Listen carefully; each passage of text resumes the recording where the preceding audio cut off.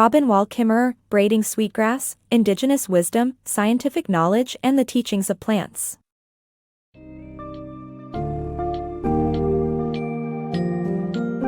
Embark on a journey that intertwines indigenous wisdom, scientific knowledge, and the teachings of plants in Robin Wall Kimmerer's Braiding Sweetgrass. This book's summary dives into the author's experience as a Potawatomi Native American, exploring their ancient practices and perspectives on the environment, sustainability, and reciprocity. Through engaging stories, uncover valuable lessons on traditional harvesting methods, gift economies, and our relationship with Mother Nature, drawing parallels between the history of the Potawatomi people and the plants they cherish, sweetgrass, in particular. Prepare to delve into a world where modern and indigenous cultures meet and offer a unique, unified understanding of the world and our place within it.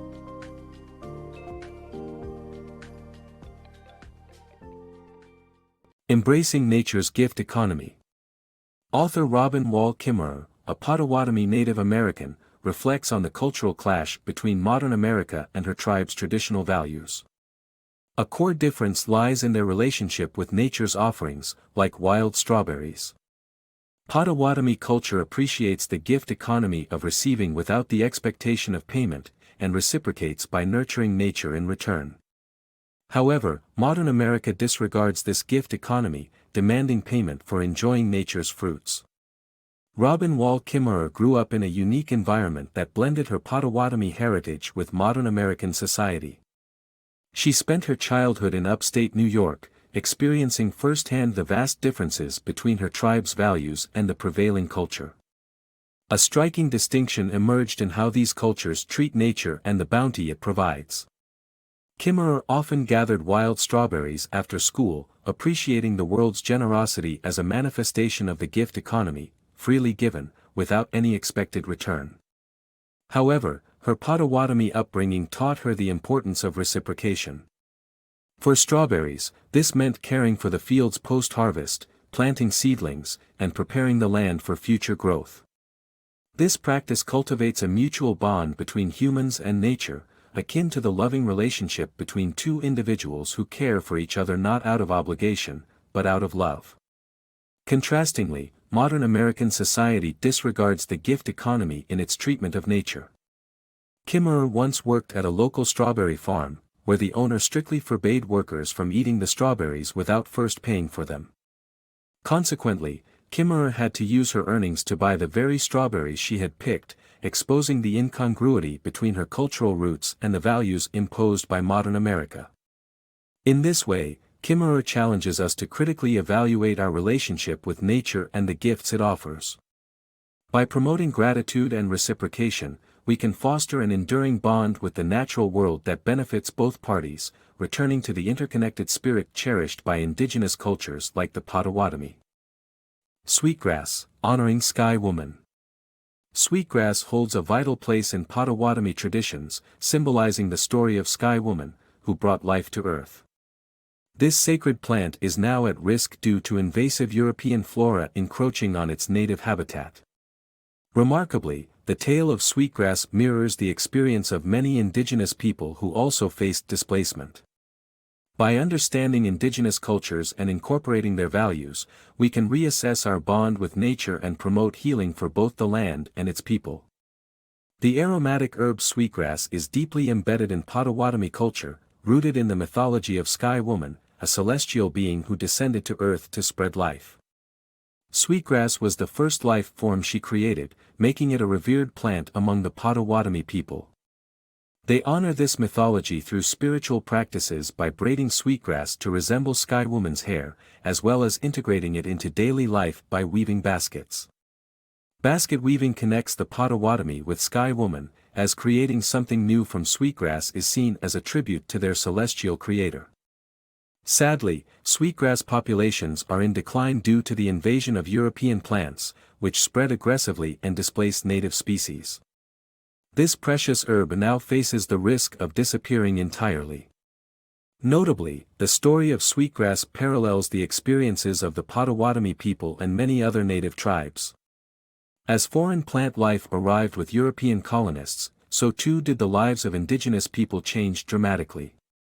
Native tribes were displaced, and their cultures and languages forcibly suppressed, a direct consequence of colonial expansion. The forcible removal of children from their families, placement into government schools, and denial of their heritage left lasting scars upon both the people and the land. To begin the healing process, we must reconsider our relationship with nature and rediscover the wisdom of indigenous cultures. By embracing these values and incorporating them into our modern lives, we can learn from the past and create a more harmonious future. Reciprocity, a lesson from indigenous societies. Indigenous cultures have long understood the importance of reciprocity, the cyclical and infinite connection between humans and nature. This concept is exemplified in the three-stage life cycle of women, as described by anthropologist Paula Gunn. Embracing the spirit of reciprocity, author Robin Wall Kimmerer spent over 12 years nurturing a polluted pond back to health, demonstrating how caring for nature creates positive ripple effects.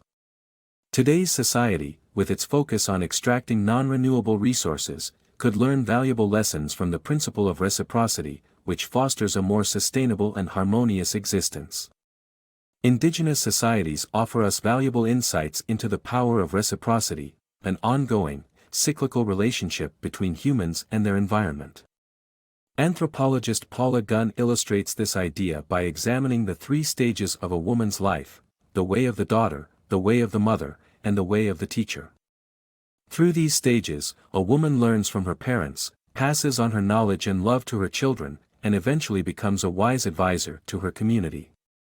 When Robin Wall Kimmerer, an environmental biologist and writer, discovered a polluted pond with excessive algae growth, she made a choice to embody this reciprocal spirit.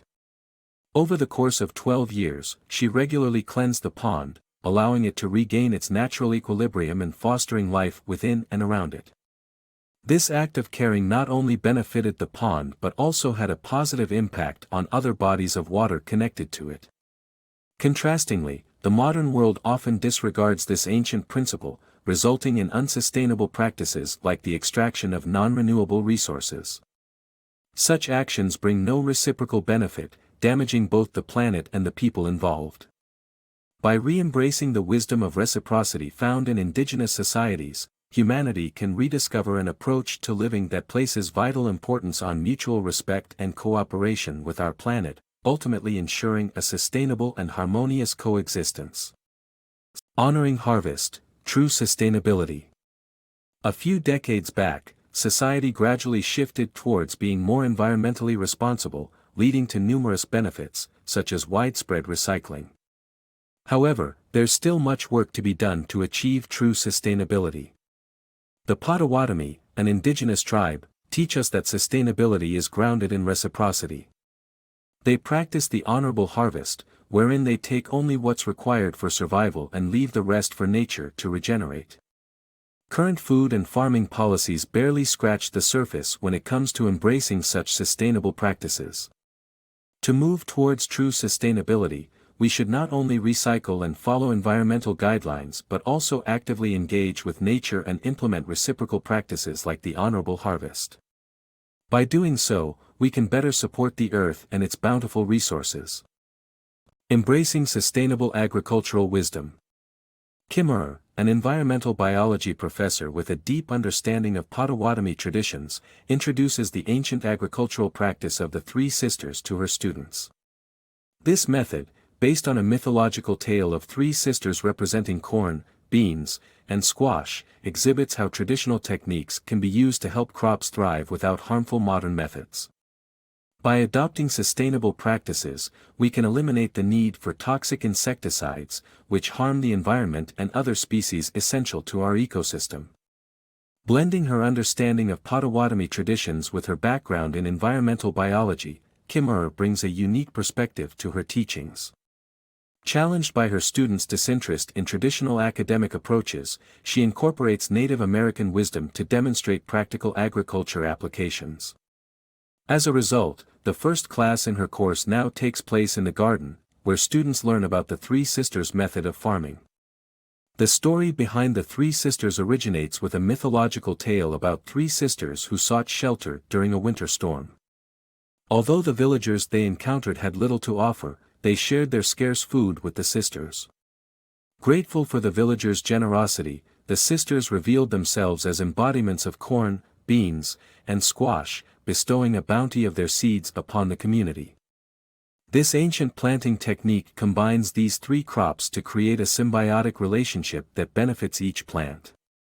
The corn offers vertical support for the beans, while the bean leaves capture moisture and encourage the corn's growth. The squash, acting as a natural protector, discourages harmful insects with its pointed leaves. This method demonstrates sustainability, unlike modern practices that rely on toxic insecticides, jeopardizing the environment and essential pollinators like bees. By reintroducing traditional farming techniques like the Three Sisters and moving away from destructive modern methods, we can ensure a sustainable future for agriculture, ecosystems, and the well-being of the planet. Gratitude as environmental catalyst. Climate change urgently demands that we shift our priorities and cultivate a sense of gratitude toward nature in the next generation. One way to achieve this is by implementing a daily pledge of gratitude toward the environment in schools. Such a practice will encourage children to appreciate nature's resources and foster a mindset of giving back rather than consuming. As a result, they will be motivated to actively participate in combating climate change and protecting vital resources, like maple trees in New England, through raising awareness and supporting political action like carbon taxes. Embracing the lesson of the Potawatomi, we must give back to nature to ensure a sustainable future.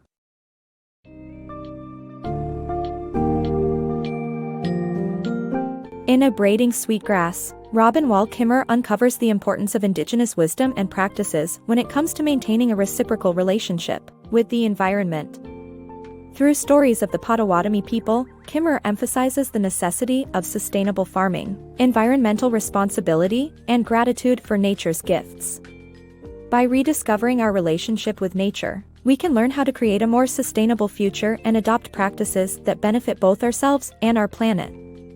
This book summary serves as a reminder that we must not only appreciate nature's offerings but also reciprocate through gratitude and care for the environment.